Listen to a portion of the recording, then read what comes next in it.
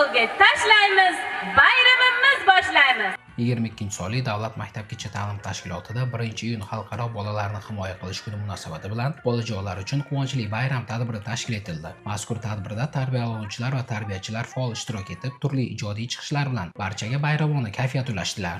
Bu kun munosabati bilan Asalarilar kuni deb nomlangan bayram tadbiri tashkil etildi. Tadbirda bolajonlar mavzuga mos she'rlar, qo'shiqlar, o'yinlar bilan faol ishtirok etishdi.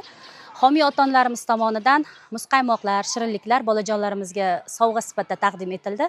Ota-onalarimizdan minnatdormiz.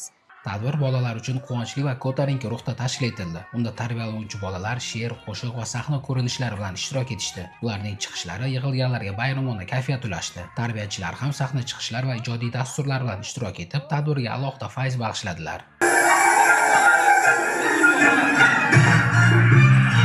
Tadbir davomida bolalarning ijodiy qobiliyatlarini rivojlantirish, sahna madaniyatini shakllantirish hamda o'zini erkin ifoda etish ko'nikmalarini mustahkamlashga e'tibor qaratildi. Shuningdek, turli qiziqarli o'yin va chiqishlar bolalarga zavq ulashdi. Bayram yakunida bolalar va tarbiyachilar uchun esda qolarli quvonchli lahzalar yaratildi.